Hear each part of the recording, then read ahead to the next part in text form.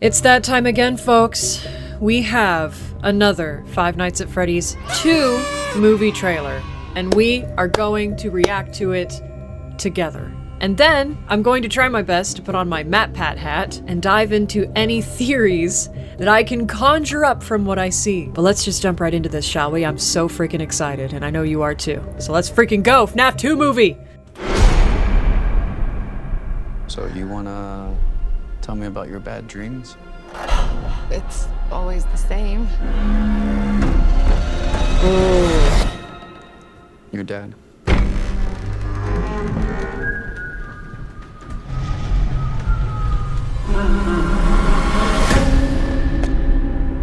Oh, I already have shit to say. Holy cow.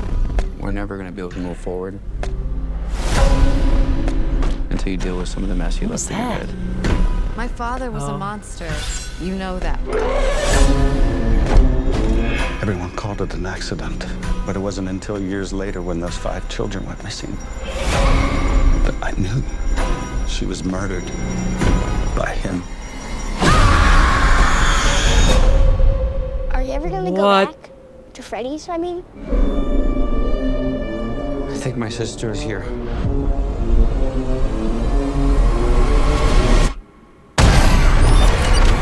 There she is. Chica. Oh, God, no. Freddy! We haven't seen- Oh my God, we haven't seen those two yet! With my sister. Half of this town will be dead by morning. There he goes with the sharpener. No! No, God!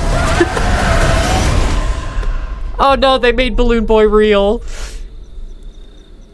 Oh. Oh. More of the car scene. Let's go! Oh my God. Wow. Another fantastic trailer. I think they just keep getting better and better. Oh my gosh, do we have some things to talk about? Because right from the very beginning, I was already picking up on things. So without further ado, the company motto, you know it well. Let's start over, and I'm going to try and point out everything that I can remember that popped into my head when watching this the first time, because that was a lot. So bear with me. Jingle, jangle, jingle, jangle. Everyone pay attention. Let's all put our MatPat hats on and see what we can do here.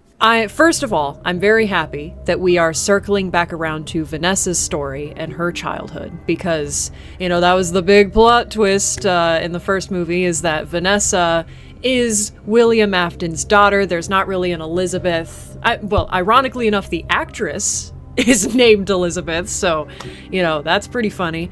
But the character is Vanessa, so we're borrowing a name from the, you know, security breach era, and she's blonde, so people were really like, you know, huh, what an interesting choice there to kind of like combine narratives. But speaking of combining narratives, I want to talk about her story and how much it reminds me, right here, this shot, the eyes, the exposed eyes of an unfinished endoskeleton project. Stay with me. Jingle, jangle, jingle, jangle. We've got tools here which look surgical, but abandoned. So that, you know, doesn't really go into my point here in a second as much. But, you know, the workshop vibe. The workshop vibe, the creepy, like, unfinished, exposed projects freaking a child out, you know? Blueprint here, which looks... I'm sorry, did William draw this? Because it's giving FNAF Encyclopedia Henry blueprint, but I still think that one's worse. But this one's a strong contender. Maybe William's not really a traditional artist at heart, okay? Anyway, we're not here to roast William Afton's 3-year-old drawing skills. I'm here to talk about how much this entire intro sequence with her talking about, you know, her nightmares. In fact, right here, there's a closet shot. Do you see where I'm going with this yet? Do ya? Do ya? Do ya?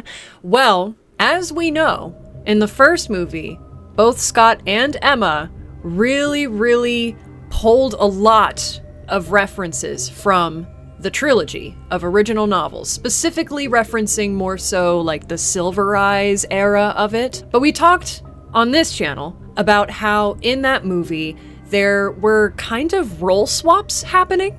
So all of the story for Mike and the, missing brother and whatnot kind of felt like Charlie's story in the books, where her brother gets kidnapped and, she feels guilty because that was her twin and she feels like this strong connection.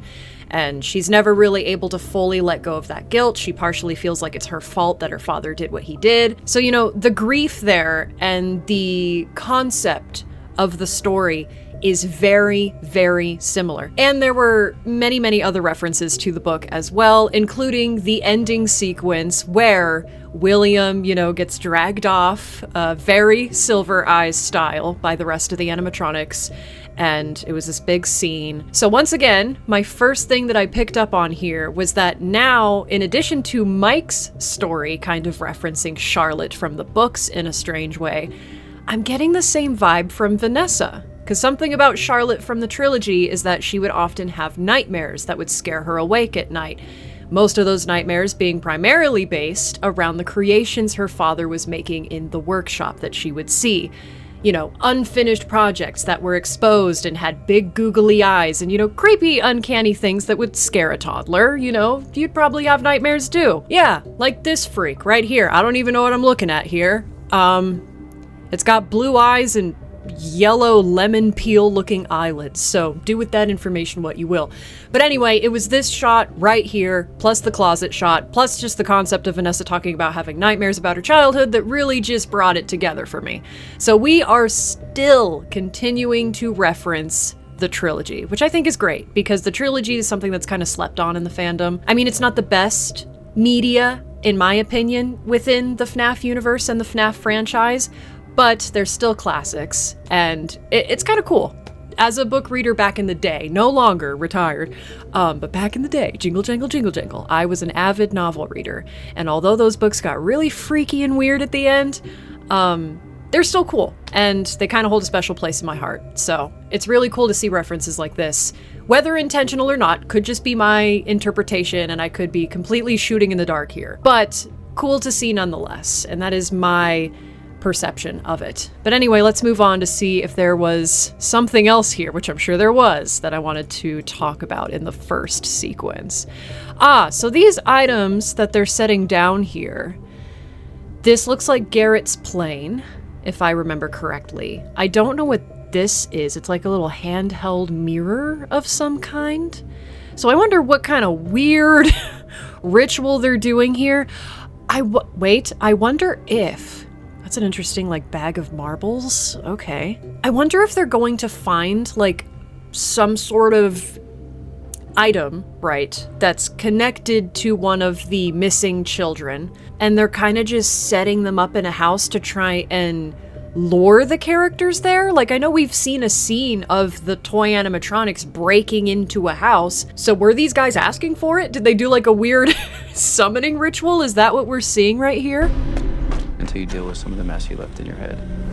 My father was a Okay, well monster. they were shuttering everything, so maybe that's not the goal. I don't know what's going on there. That's weird. But it definitely seems like at least we can recognize Garrett's plane, and therefore, by connection, I am assuming that all of the other items they're laying out are also, correspondent to another missing child. And maybe for some reason they're trying to open a line of communication. Because in the first trailer, we saw that Abby was communicating through this little, toy thing that had, a little robot voice that sounds a lot like the S-A-V-E, So maybe the whole goal there is not necessarily to summon them to the house, but perhaps that is just the consequence of their actions. And maybe they're just trying to make contact. For some reason. Probably because Abby's like, they're my friends, I gotta talk to them, and then everything's gonna go wrong, so... Mommy, I froed up.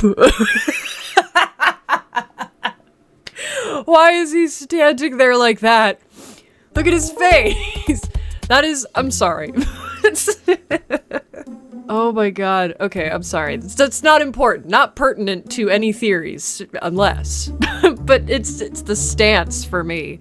and the face, just the whole thing is really giving toddlers standing in the entryway of their parents' bedroom, just staring silently, waiting for one of them to stir awake so that you can just go, "Mama, I froed up." You know that. Hey, at least he knows to grab the knife and not the sharpener. Toy Bonnie could learn a thing or two. Let's pause here, actually. So who is this? Is that...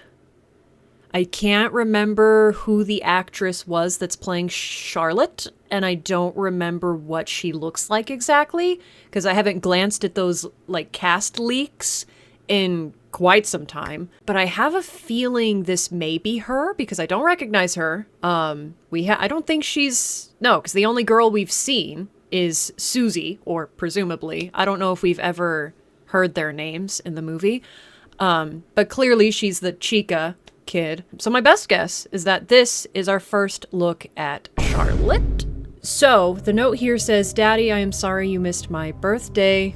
I'm sorry you messed up as a dad. Power move. You get it, girl. But I really love my present. I miss our something. I miss our pack. Is that what that says? Park. I think it says park. I miss our park. But it wasn't until years later when those... Okay, so right here, I believe that's Skeet. So this might be our first look at Henry for the movie.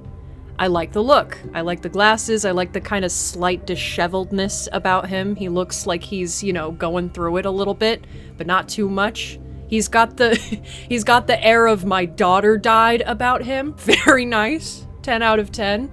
But I wonder what they're talking about here. Let me replay this. Probably about his missing daughter. Okay, yeah. So this is most definitely Charlotte, right? It's gotta be. An accident.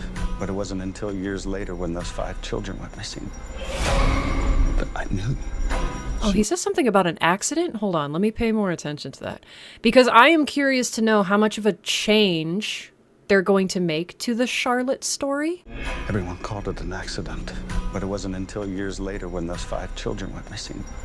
Everyone called what an accident? Was that the bite of 87? But interesting. Let me know what you guys think this accident is that he's talking about.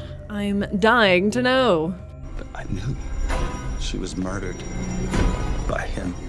Okay, let me pause on that newspaper. Hold on. Oh, that's a big read. All right, buckle up, guys. We gotta lock in.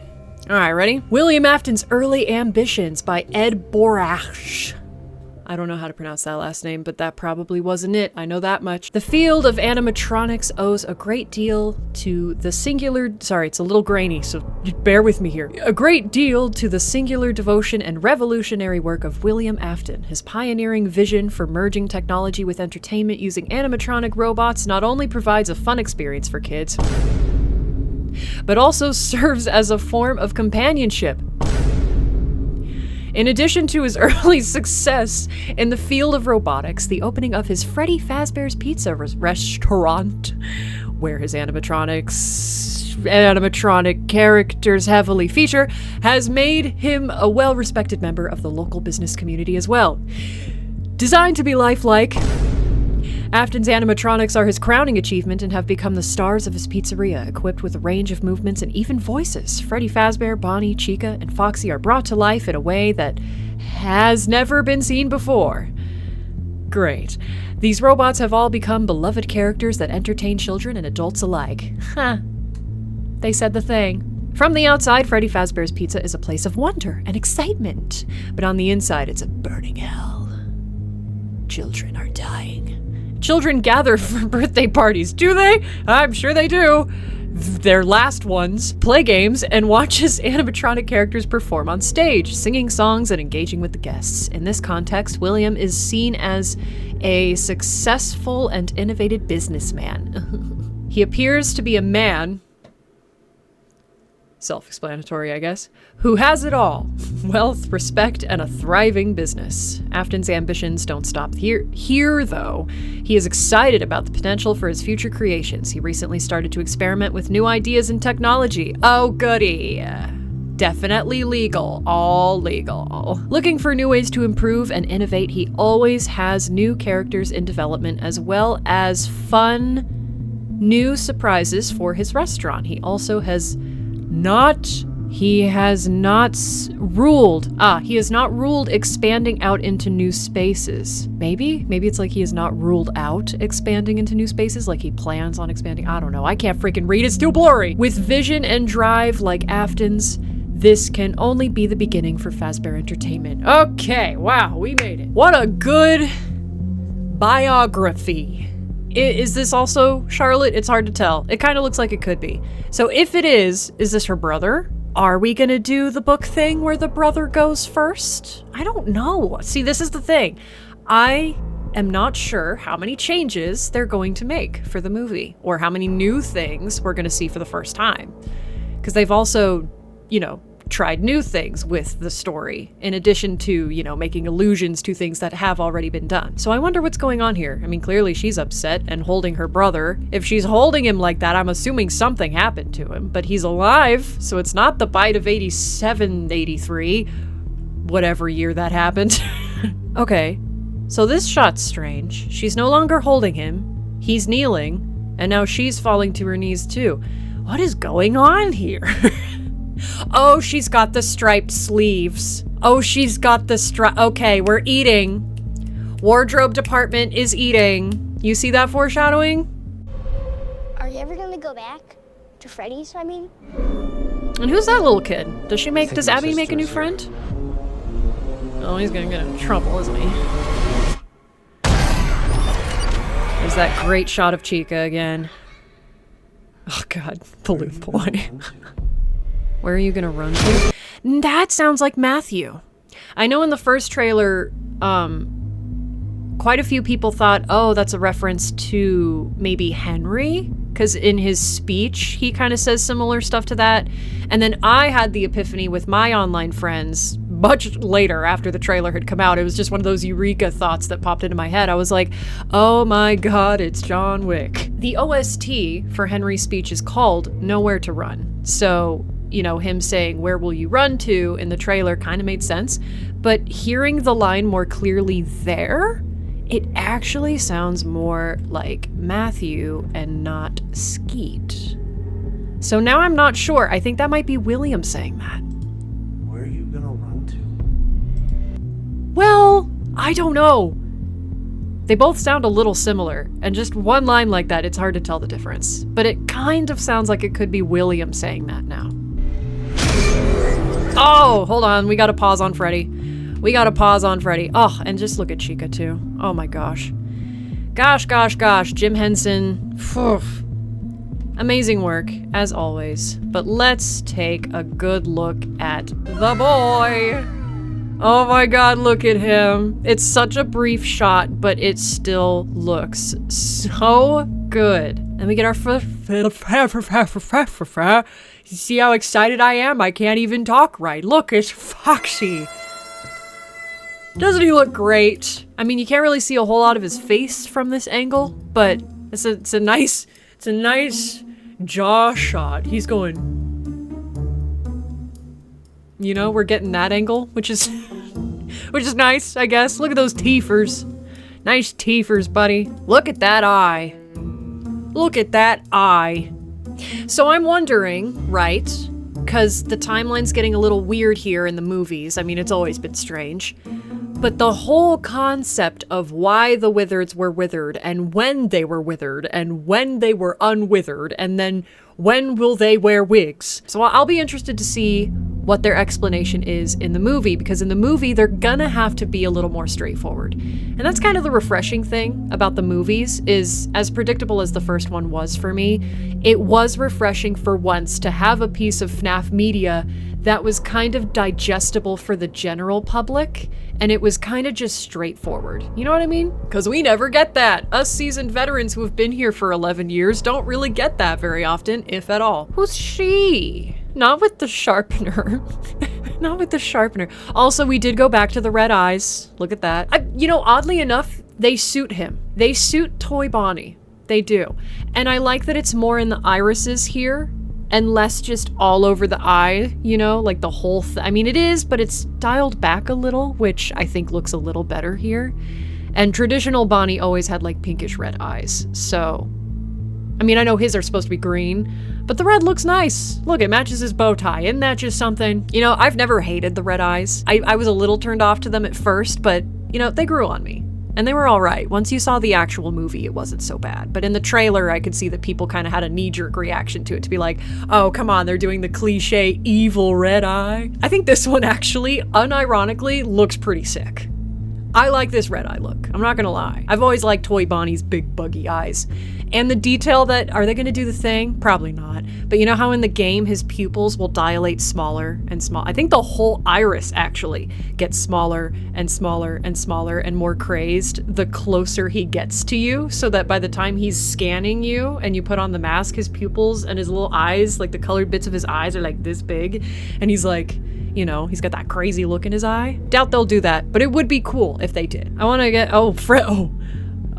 Mama, a Fazbear behind you. This guy, isn't that Jeremy? Isn't that supposed to be Jeremy?